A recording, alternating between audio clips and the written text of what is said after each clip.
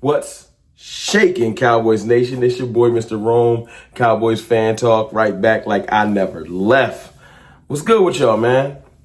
Listen, today I got a sneaky underlying story I wanted to highlight. It's not really not known, it's just not being talked about. And that's the fact that Brock Hoffman is not happy with all of the, let's just say, disrespect from not just the fans.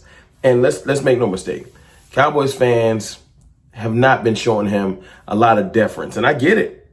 Brock Hoffman falls in the same category as a Jalen Tolbert, a Jalen Brooks, players that we want or have wanted to step up and be amazing, but haven't quite hit the levels where you'd be comfortable like that position is all set. That's all that is. But I get it, Brock. Brock don't care what I'm talking about. He don't care what nobody talking about. He like, listen, lace him up. Let's get to it. Because he's like, I've been overlooked and underrated my entire career. And he has. You know what I'm saying? But the message he sent on Twitter stood out to me.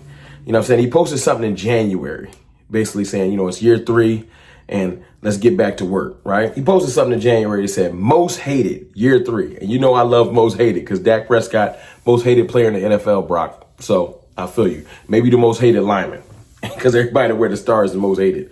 But I get it.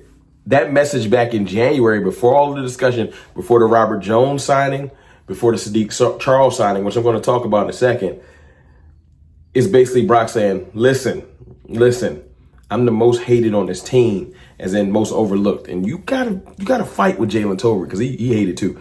But the reason why I'm bringing this up is Brock is saying, line him up. Let's just lace him up. Let's see who better. You know what I'm saying? And I'm sure yesterday when he put ready, you know what I'm saying? Ready to go to war, basically. I'm ready to go to war to get this position. I'm ready to fight. I'm ready to battle. I'm ready to go earn this position. And you know what? That's a mindset you want every player to have. That's why I'm not mad at the message he's sending. It's not disrespectful in any means. It's not hating on the fans. It's more so just saying, listen, I get it. Y'all don't believe, but I'm ready to put in the work. That's all you can ask for. That's why I like Brock Hoffman.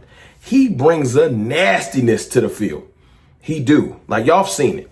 Y'all have seen Brock out there just antagonizing people. And he brings something to the offensive line that some people can't. Everything ain't just physical attributes. A lot of it's up here. A lot of it's just what you bring to the table and what you add to the team. Some people bring an attitude to a team that helps uplift other players.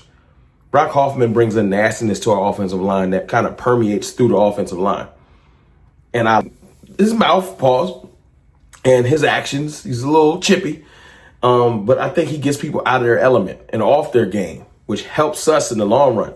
They spend most of the game arguing and battling with him, more focused on him, not focused on stopping the overall team. That's a good thing. But we all want him to just play a little bit better. I get it. 100%. Yesterday, the Cowboys signed Sadiq Charles, starting guard that retired. He started for the Tennessee Titans. I think he was drafted by the Washington Commanders. He's only 26 years old, former LSU Tiger, and coming out, I'm not saying he was super highly touted, but, you know, decent lineman, some decent physical attributes, humongous human being, especially if you want to be a road grading offensive line. But you always want to ask yourself this, and this is why I didn't get too excited to make a solo video for him. Why did you retire? Now, it could be personal reasons. It's kind of like with Michael Gallup. What made you just tap out? Because once you get some quit in you, it makes me think, could you quit again? Now, like I said, everyone has their reasons for stepping back from the game. He's a Cowboy now. I want him to succeed.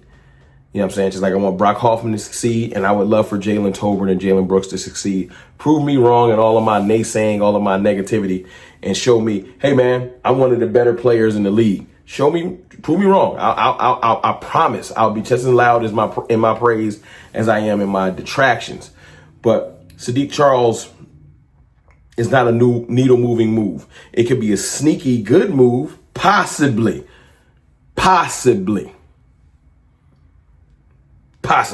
That's it. That's all we got. We cannot give him the benefit of the doubt. He's just coming out of retirement and you're only 26.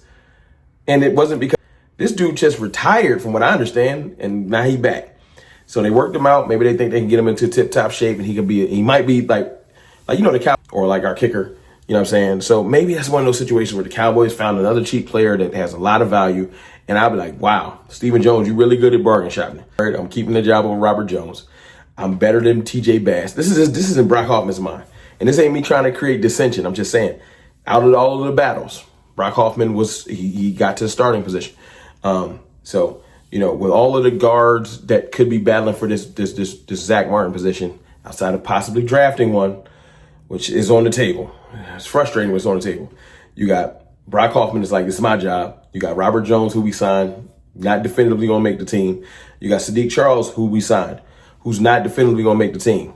Whittling it down to the starting roster is going to be a battle. We have like 14 offensive linemen signed. Y'all all ain't making it, big dog. 10 at max, probably 9. Y'all all ain't making it. 5 of y'all getting kicked off the island. I'm letting you know right now. And Brock Hoffman's like, I'm ready to battle. That's why that message was dope. Ready for war. That's what we want. Cowboys Nation, that's what we want. We just want somebody that's ready to go to war and earn their job. You know what I'm saying?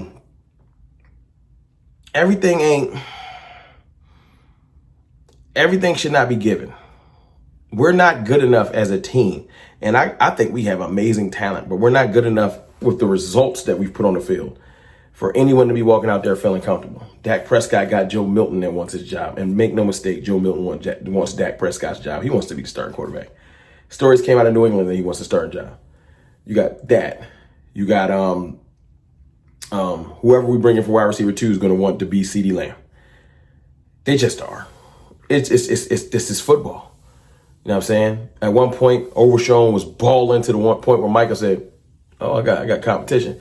Not competition to beat you out, just iron sharpens iron. Everyone balling makes everyone better. I'm pretty sure Trayvon Diggs, in the midst of everything, watching Deron Bland get all those pick sixes, it made him want to go harder is what I'm saying. It doesn't make you want to fight your teammate or wish harm on him. It makes you want to go harder. Oh, he got a pick 6, I got to go get me one. Oh, he got a sack, I got to go get me one. Brock Hoffman, like, okay, he balling out here, I got to keep my job. That's all I'm saying. All I'm saying is I want to breed an environment where everybody going hard. No one feels comfortable to where it's my job and I don't got to work hard. Yes, you do. But it's your boy, Mr. Rome, man. I like the message that Brock is sending. It was a subtle underlying message. Not a lot of people probably caught it, but I caught it and I wanted to share it with y'all. I holla.